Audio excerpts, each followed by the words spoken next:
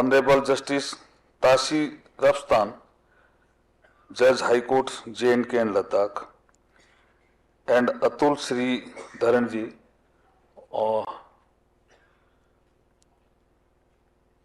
Supreme court के honourable जजेस, सभी राज्यों के माननीय चीफ जस्टिस, नालसा से संबंधित राज्य विधिक सेवा के प्राधिकरण सेवा के सभी चेयरमैन और सेक्रेटरी, राज्य विधिक सेवा और जिला विधिक सेवा के भी सभी अध्यक्ष और सचिवगण, अन्य सभी अधिकारीगण, चीफ सेक्रेटरी से लेकर के सभी अधिकारी, हमारे भटनागर साहब भी आए हुए हैं, सलाहकार साहब, और मीडिया के सभी साथी, देवियों और सज्जनों। हमारे मित्र हैं मनोज सिन्हा जी, उन्होंने मुझे कह दिया कानून मुझे आता नहीं और कानून मुझे दे दिया गया, तो मुझे अब सीखना पड़ रहा है मनोज सिन्हा जी। हाँ, ना कि मैंने कानून की पढ़ाई की है, लेकिन मैं आपसे ही सीखूंगा, क्योंकि आप लोकसभा में अब जब बैठते थे तो कानून की बहुत चर्चा करते थे ना। आपने मुझे पूछा था आपने LLB कब किया, क्या वकील रहे, क्या, मुझे क्या पता, मुझे कानून मंत्रालय अब मिल जाएगा, तो आपसे सीखेंगे मनोज सिन्हा जी, हमारे मित्र हैं। देखिए, ये श्रीनगर है साहब, ये ऋषि मुनियों की धरती है,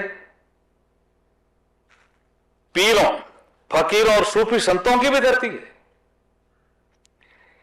ये शंकराचार्य जी की भी धरती है और मां शारदा की भूमि है। बहुत इसमें विविधता है श्रीनगर में, ज्ञान और ध्यान की भूमि भी है। जब शंकराचार्य जी का जिक्र आता है तो यहां अमीर खुसरो का भी जिक्र आता है। अमरनाथ की यात्रा शुरू करके आए हैं सिन्हा साहब आप शायद, या कल से प्रारंभ हो रही है। इस अमृतकाल में आज हम यहां बैठे हैं, ये बहुत ही रिच कॉन्फ्रेंस है, मैं इसको बहुत ही रिच कॉन्फ्रेंस कहता हूं। मैं सुबह जब जानकारी ले रहा था माननीय chief justice N Koteshwar Singh ji से, तो मुझे जानकारी दी गई थी कि सुप्रीम कोर्ट के भी माननीय न्यायमूर्तिगण काफी बड़ी संख्या में यहाँ आए हैं, सभी राज्यों के चीफ जस्टिस ऑलमोस्ट, कोई एक उड़ीसा या किसी के कोई कारण से नहीं आए बस। तो ये बहुत ही रिच एक गैदरिंग है। मैं इस इतनी बड़ी रिच गैदरिंग में बोलने का जो मुझे अवसर मिला, वो अवसर दिया, इसलिए कोटेश्वर जी आपका बहुत बहुत धन्यवाद, अभिनंदन। मैं शुरू करता हूं G20 जिसका मनोज सिन्हा जी ने जिक्र किया। देखिए, दो ऐसे इवेंट हैं जिनकी प्रेसिडेंसी इंडिया के पास है इस बार। जनरली हम G20 का जिक्र तो हम करते हैं और करना भी चाहिए, ये हमारे लिए गर्व की बात है, लेकिन एक और इंटरनेशनल ऑर्गेनाइजेशन है जिसकी प्रेसिडेंसी भी इंडिया के पास है और उसका इस क्षेत्र से विशेष संबंध है, जिसको हम शंघाई कोऑपरेशन मेंबर कंट्रीज कहते हैं। और ये कभी न कभी सांस्कृतिक धरोहर का, सांस्कृतिक धरातल का आदान प्रदान का क्षेत्र भी रहा। देखिए, आज के समय जब हमने, आज के दिन जब हमने ये गाना सुना, मुझे पता नहीं ये अच्छा बना होगा, हक हमारा भी तो है, मैं इसको पूरा नहीं सुन पाया। मैं कल्चर मिनिस्ट्री को भी CJI साहब देखता हूं, तो मैं इसको दोबारा सुनूंगा कि इसमें क्या हम ऐड कर सकते हैं। संतोष जी, आपको बता रहा हूं, हक हमारा तो है, हक हमारा भी तो है, बहुत सुंदर मुझे लगता है कि उक्तियां हैं। ये हक हमारा भी तो है, नालसा न्याय सबके लिए, मुझे यहां बैठे बैठे याद आया जब न्यायमूर्ति भगवती जी ने कहा कि कोई पोस्ट कार्ड लिखेगा तो मैं PIL मंजूर करूंगा, ये हक हमारा भी तो है, यही संदेश दे रहा था, यही संदेश दे रहा था। ये इस तरह की हमारे इंडियन जुडिशियल सिस्टम में बहुत से सुधार हुए हैं। जब संसद 1987 में 1987 में संसद में जब नालसा से संबंधित एक्ट पास हो रहा था, तब भी वहां संसद की लोकसभा में, राज्यसभा में आवाजें गूंजी होगी, हक हमारा भी तो है। ये जो हम यात्रा करते करते यहां आए हैं और इस यात्रा में आज की जो गैदरिंग है उस संबंध में मुझे दो तीन चीजें कहनी है कि एक तो मुझे लगता है काम तेजी से आगे बढ़ा भी है, लेकिन एक legal aid defence council system शायद अभी पूरा कुछ इस काम इसमें बाकी है। कौल साहब बिल्कुल सही कह रहे हैं, जस्टिस कौल साहब कह रहे हैं बाकी है, तो इसको पूरा करने का हम सब मिलकर के काम करेंगे। मुझे लगता है इसको पूरा करना भी चाहिए। इसमें एक ऑफिस खोलेंगे, 3 वकील होंगे, एक बड़ा काम है। अब इसमें किस तरह की जरूरत है, क्या आवश्यकता रहेगी, वो मैं जरूर आपसे चर्चा करूंगा और जो भी सहायता की जरूरत होगी जरूर उपलब्ध होगी। देखिए, एक सिस्टम जो पहले से चला हुआ है, कुछ नालसा के साथ साथ भी चल रहा है, पैरालीगल वॉलंटियर का, वो भी तेजी से न्याय सबको उपलब्ध हो इस दिशा में काम कर रहा है। पैनल लॉयर भी हैं, वो भी इस दिशा में काम कर रहे हैं। कैदियों को भी सहायता नालसा के थ्रू दी जा रही है, ऐसी भी मुझे जानकारी मिली, और अवेयरनेस कैंप भी नालसा समय समय पे लगा रहा है।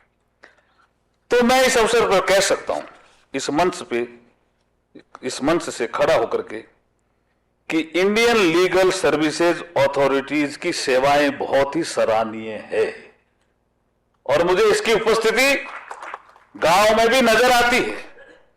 मैं एक बार नालसा का कुछ प्रेजेंटेशन लेने गया था, तब भी मैंने कहा था कि इसकी उपस्थिति ग्रामीण क्षेत्रों में भी नजर आती है। इसका मतलब न्याय सबके लिए है, हक हमारा भी तो है। इस दिशा में नालसा तेजी से काम कर रहा है और हमारे न्यायमूर्ति, हमारे चीफ जस्टिस ऑफ इंडिया और हमारे न्यायमूर्ति संजय किशन कौल साहब का मुझे लगता है जोरदार मार्गदर्शन मिल रहा है इस संबंध में, ऐसी मुझे जानकारी। मैं आपका भी अभिनंदन करता हूं और धन्यवाद करता हूं। देखिए, आजादी का अमृत महोत्सव हम सबने मनाया। 75 साल हम कैसे चले, कहां तक पहुंचे, मंजिल मिली या नहीं मिली, इसका विश्लेषण हमने सबने किया। लेकिन अब प्रधानमंत्री जी ने एक टारगेट हमको दिया है कि 2047 तक हमें विकसित भारत बनना है।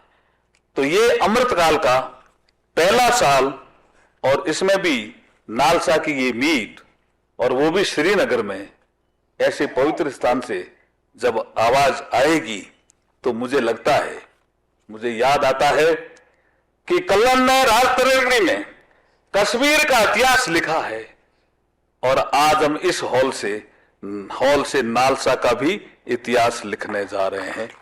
यह भी बहुत माइलस्टोन ये मीट होने वाली है। देखिए ऑनरेबल चीफ जस्टिस साहब, ई कोर्ट पे आपकी रुचि है, मेरी भी रुचि बढ़ रही है, तो इस दिशा में तेजी से काम होना चाहिए, मैं ऐसा मानता हूं। और जब इस दिशा में तेजी से काम होगा तो न्याय सबके लिए इस उद्देश्य को भी हम पूरा करेंगे।